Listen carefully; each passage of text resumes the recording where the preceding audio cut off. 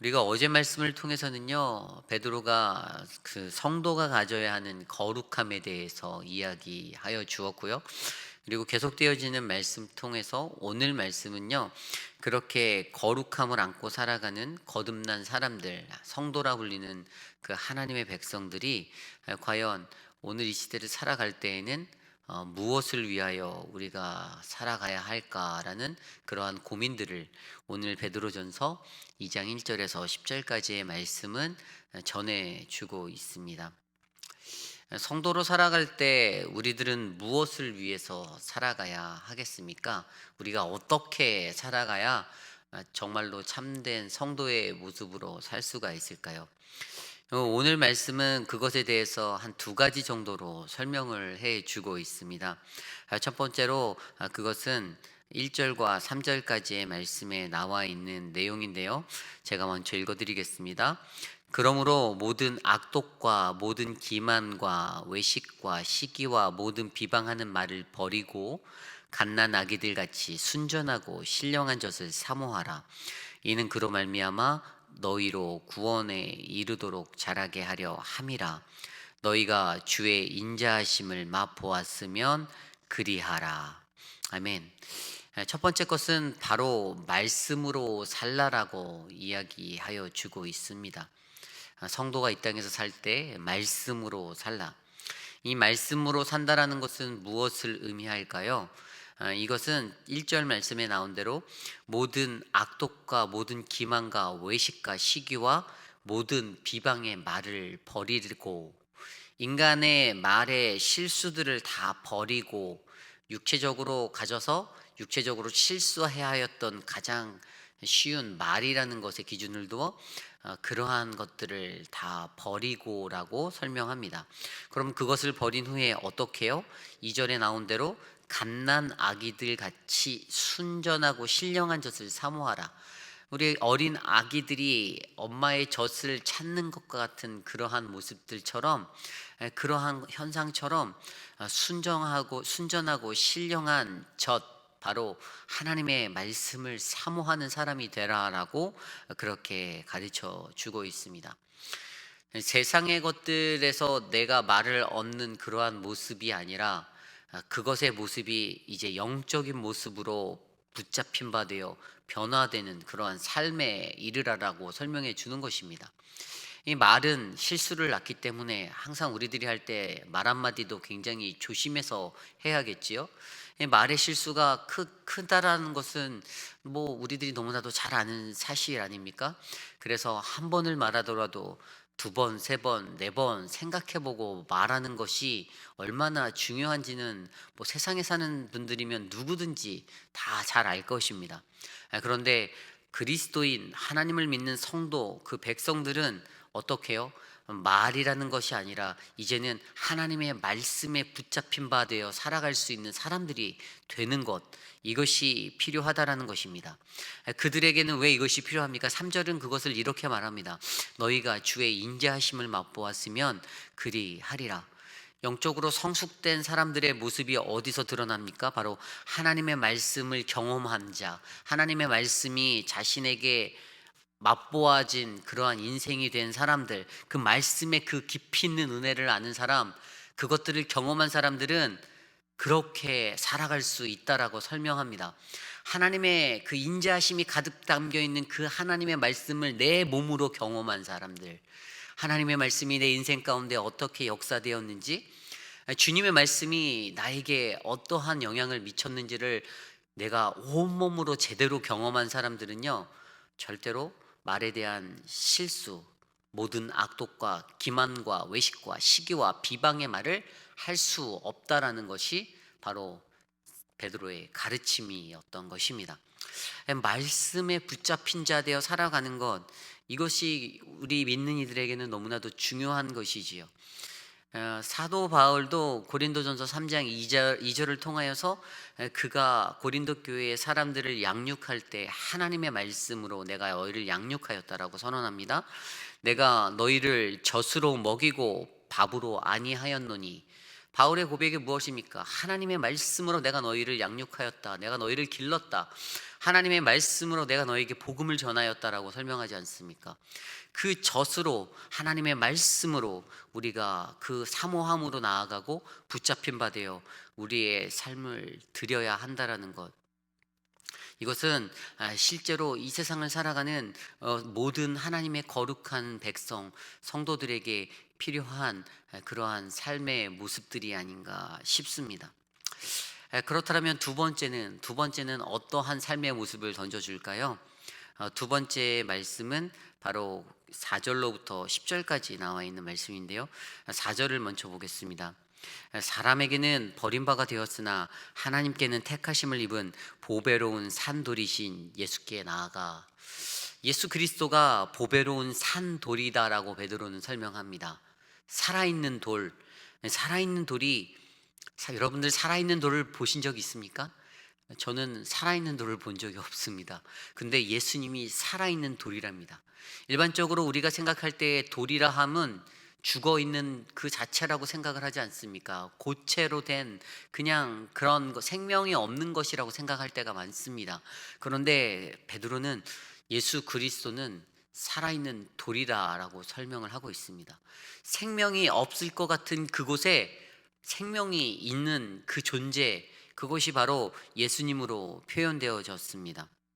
그리고 그러한 것을 보면서 9절 말씀에 우리들의 정체성을 되새기는 그 말씀을 주시죠. 그러나 너희는 택하신 족속이요 왕같은 제사장들이요 거룩한 나라요 그의 소유가 된 백성이니 이는 너희를 어두운 데서 불러내어 그의 기이한 빛에 들어가게 하신 이의 아름다운 덕을 선포하게 하려 하심이라. 우리가 누구인지, 성도라는 존재의 내가 누구인지를 정확히 알려주시는 말씀. 너희는 하나님이 택하신 사람들이다. 너희들은 왕같은 제사장이다. 거룩한 나라고 그의 소유이다. 그러한 백성이다라고 설명해 주고 있습니다. 그래서 그것을 통해서 무엇을 하기를 원하신다고요? 아름다운 덕을, 그가 하신 아름다운 덕을 선포하게 하려 한다라고 설명합니다. 이 구절 말씀을 한마디로 함축하면 어떠한 말이 생각나십니까? 저는 예배자라는 단어가 생각납니다. 사실 신학적인 용어로는 이 구절을 통하여서 만인 제사장설이 우리에게 전달되게 되었지요. 모든 사람이 하나님을 예배하는 제사장이다라는 만인 제사장설이 바로 이 말씀의 기초에서 나왔습니다. 그런데 이것들을 가지고 우리에게 던져주시는 것은 항상 우리가 예배하며 살아가야 한다라는 것에 대해서, 예배하며 살라, 성도는 예배하며 살아가는 자라는 그 정체성을 우리에게 가르쳐 주고 있습니다. 예배하며 산다라는 것, 우리가 구약 시대 때만 해도 예배는 제사장을 통해서만, 대제사장을 통해서만 속죄, 대속죄를 드릴 수 있는 단 한 번의 제사였습니다. 1년에 한 번. 그런데 그러한 것이 바로 하나님의 아들 예수 그리스도를 통해서 신약의 교회로 넘어와서 어떻게 됩니까? 이제는 바로 오늘 말씀에서처럼 누구나 모두가 다 하나님 앞에 설 수 있는 예배자로 부르심을 입었다라는 그 예배자로서의 사명을 회복하게 되고 알게 되었다라는 사실이죠. 분명히 이전에는 10절에도 너희가 전에는 백성이 아니었더니 이제는 하나님의 백성이요, 전에는 긍휼을 얻지 못하였더니 이제는 긍휼을 얻은 자니라. 이전에는 하나님을 몰랐고 이전에는 하나님의 백성 되지 못한 삶을 살았지만 예수 그리스도, 그분을, 하나님을 안 그 시간부터 그들의 삶이 변화되었다라는 것은 이제는 너는 나의 백성이고 이제 너는 나의 긍휼함을 얻은 그러한 자녀다라고 우리가 그렇게 일컬음을 받을 수 있다라는 사실에 대해서 설명해 주고 있습니다. 그렇다면 우리가 한번 생각해 볼까요? 우리가 이러한 예배자로 살기 위해 어떻게 구체적으로 나가야 할까요? 오늘 말씀은 그 해결책도 우리에게 알려주고 있습니다. 앞서 우리가 읽었던 4절 말씀을 다시 돌아가 볼까요? 거룩한 제사장이 되기 위한 그러한 그리스도인의 본분 의무를 하기 위한 영적인 원리를 가르쳐주고 있는데, 첫 번째 원리가 나아가는 것입니다. 나아가는 것. 4절에 예수께 나아가. 아까 산돌이신 예수께 나아가, 산돌, 예수님이 산돌이라 하는데 그분 앞에 나아가는 것이 가장 먼저 필요한 예배자의 모습이다라는 것입니다. 나아가는 것이 없이는 하나님을 절대로 예배할 수 없습니다. 하나님, 나한테 찾아와서 예배해 주십시오. 뭐 코로나 시대니까 방문 서비스가 가능해서 온라인으로 예배할 수 있어서 그렇게 생각할 수도 있겠지만, 가장 중요한 것은요, 나 자신이 하나님께 먼저 나아가겠다라는 모습이 필요하다라는 것입니다. 이것이 바로 예배자의 첫 번째 모습입니다. 나아가는 것. 그리고 두 번째는 어떤 것일까요? 두 번째는 5절 말씀에 너희도 산돌같이 신령한 집으로 세워지고, 두 번째는 세워지는 것입니다. 그리스도와 연합되어지는 상태로 말미암아 우리가 그분과 같은 산돌, 살아있는 돌의 모습, 그 신령한 집, 거룩한 집으로 우리가 지어져 가는 것입니다. 이것이 필요하다는 것이죠. 세워져 가는 것, 이 세워짐이 필요합니다. 하나님을 알고 또 예수 그리스도를 알아서 그 산돌, 생명력 있는 그 돌을 내가 그분께 나아가고 그분과 연합한 그러한 자가 되었다면 내 삶의 모습이, 내 삶이 그렇게 신령한 집으로 차곡차곡 지어져 가야 하는 것입니다. 뭐 하루아침에 지어져 가는 것은 아니고요, 아마 우리가 죽는 그 순간까지 그렇게 지어져 가야 된다라는 것을 이야기하고 있는 것입니다. 그리고 세 번째로 어떠한 모습이 필요할까요? 세 번째는 바로 제사를 드려야 한다라는 것이죠. 제사를 드리며 하나님이 기쁘게 받으실 제사를 드리라고 이야기합니다. 제사를 드리되 나를 기쁘게 하고 나를 만족시키고 내게 충족되어지는 제사, 예배를 드리는 게 아니라 하나님이 기뻐하실, 하나님이 즐거워하시고 하나님이 보시기에 흐뭇해하실 예배를 드려야 한다라는 사실입니다.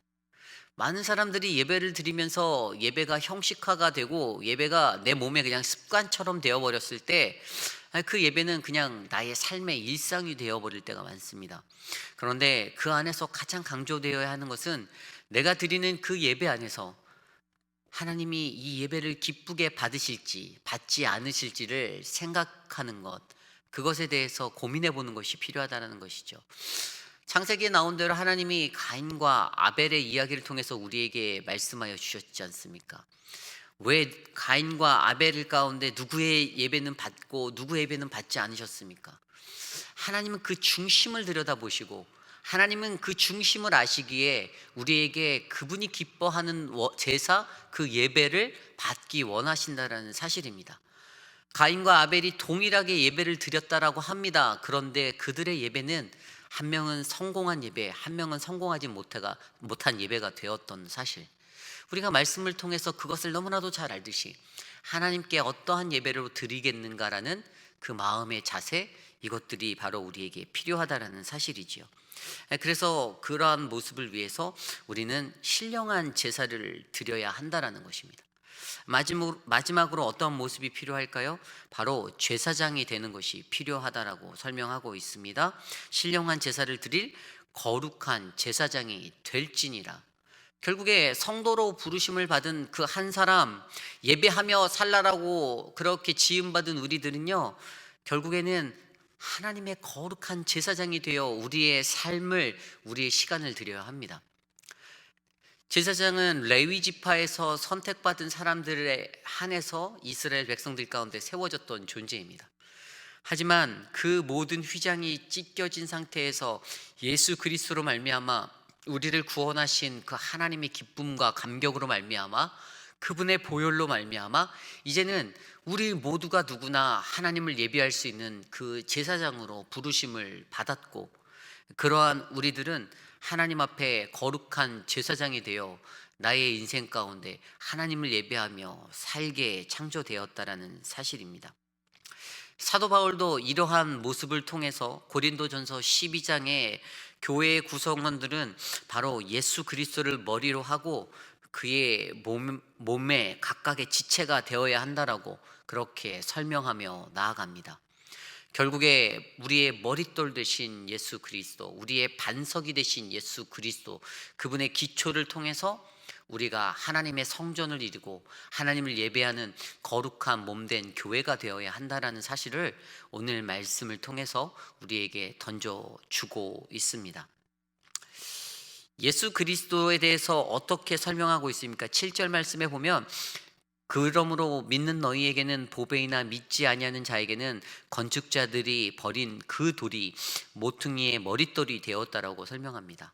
앞서 설명드린 산돌이신 예수 그리스도가 누구에게는 보배가 될 수 있으나 누구에게는 버려진 건축자의 버린 돌이 되었다. 여기에는 바로 우리들에게 내가 믿는가 믿지 않는가의 그러한 결정이 필요하다라는 사실에 대해서 던져주고 있습니다. 우리들이 가진 그 믿음에 따라 그 돌이 정말로 생명력 있고 살아있는 보배로운 돌이 되는지, 아니면 그것이 믿지 않는 그 상태, 나의 상태로 말미암아 건축자들이 버린 그러한 돌이 되어서 8절 말씀에 나온 대로 부딪히는 돌과 걸려 넘어지게 하는 바위가 되는 그러한 경우가 될 수 있다라는 사실, 이것에 대해서 우리에게 예수 그리스도를 믿는가 믿지 않는가의 그러한 질문을 여전히 남겨놓고 있다라는 사실이지요. 성도, 거룩한 하나님의 백성이라고 불려지는 바로 우리들에게 필요한 것은 바로 하나님의 말씀으로 살아가는 것, 하나님의 말씀을 붙잡고 살아가는 것이고, 또 우리에게 필요한 것은 하나님을 예배하며 살아가는 것, 바로 거룩한 제사장이 되는 모습이 성도에게는 필요하다라고 오늘 본문은 우리에게 말씀하여 주고 있습니다. 하나님의 말씀에 붙잡힌 바 되지 아니하면 8절 말씀에 나온 대로 말씀을 순종하지 않으므로 넘어진다라고 기록하고 있지 않습니까? 우리가 넘어지고 좌절하는 것, 하나님의 말씀을 의지하지 않기 때문에, 내 삶에 암담함이 있고 내 삶에 어두움이 있고 내 삶에 불편함이 있고 나를 괴롭게 하고 고난스럽게 하는 상황이 있다라면, 내가 하나님의 말씀을 정말로 붙잡고 붙들려서 살고 있는지를 한 번쯤 되돌아보시기를 간절히 소망합니다. 그리고 하나님을 예배하며 살아가는 그 예배자의 모습들, 이것에는 정말로 우리들 한 사람 한 사람이 내가 하나님, 주님을, 살아있는 그 하나님을 나의 주님으로 믿습니다, 고백합니다라는 그러한 신실한 고백이 필요하겠지요. 그것을 위해서 우리가 가장 먼저 하나님께 나아가고 예수님께 나아가고 또 거룩한 집으로 세워지고, 그리고 신령한 제사를 드리며 그분이 부르신 거룩한 제사장이 되는 예배자의 모습이 필요하다라는 사실을 오늘 말씀 가운데 우리에게 전해주고 계십니다. 그 중세 개혁자들이요, 이 만인 제사장설을 주장하였던 이유는요, 그 당시에 캐톨릭에서는요, 사제를 통해서만 하나님을 만날 수 있는, 예배할 수 있는 그러한 기회가 주어졌었기 때문입니다. 다시 말하면 사제 없이는 예배라는 것이 성사가 되지 못하였던 것이죠. 구약시대의 예배도 동일하지 않습니까? 그런데 오늘 이 시대를 살아가는 우리들은 어떻습니까? 너무나도 행복하지요. 언제 어디서든 우리가 예배할 수 있습니다. 뭐 기술도 발달해서 핸드폰, 유튜브 하나만 터치하면 수많은 말씀들이 쏟아지고 수많은 예배들을 우리가 볼 수 있는 환경이 되었습니다. 더욱이나 코로나로 인한 이 시대 때, 팬데믹의 시대에는 그런 온라인 예배라는 것들이 이제는 하나의 문화가 되어버린 것처럼 그렇게 되어졌습니다. 그런데도 아직까지도 우리가 하나님을 온전히 예배하지 못하고 있다라면, 그렇게 편리와 편의가 다 주어졌는데도 내가 하나님을 온전하게 예배하지 못하고 있다라면 우리의 마음들을 다시 한번 점검해 보아야 하지 않을까요? 이 팬데믹의 기간 동안에 우리들이 고민해보고 생각해볼 것은, 내가 진정한 하나님의 거룩한 성도, 그 거룩한 백성으로 하나님과 동행하며 살고 있는가를 점검해 보는 것입니다. 내 몸의 형식과 내 몸의 모든 것들을 떠나보내고 오직 내 안에서 역사하시는 그 예수 그리스도의 은혜를 바라보며 나의 정체성과 나의 의무, 나의 삶의 모습들을 돌아보는 이 시간, 바로 오늘 이 하루가 되시기를 간절히 소망합니다. 그렇게 부르심 받은 우리에게는 하나님의 백성이다라는, 그러한 하나님의 백성이 된다라는 그러한 은혜가 있고요. 또 이제는 그분의 긍휼을 얻어 이 세상을 이겨나갈 그러한 은혜를 얻게 될 것입니다. 이 시간 오늘 주신 말씀을 놓고 함께 기도하기 원합니다. 오늘 주신 말씀처럼 이 땅에서 우리가 거룩한 하나님의 백성으로 부름받은 우리가, 우리 교회가, 우리 공동체가, 내 가정이 무엇을 위해 살아가야 할까? 바로 두 가지: 하나님의 말씀을 붙잡는 삶, 그리고 예배자로서의 예배하는 삶. 이 삶을 통해서 하나님께 더욱더 깊이 있는 교제함을 나눌 수 있도록 해달라고 함께 기도하신 후에 제가 마침 기도하고 각자 기도하기 원합니다. 기도하겠습니다.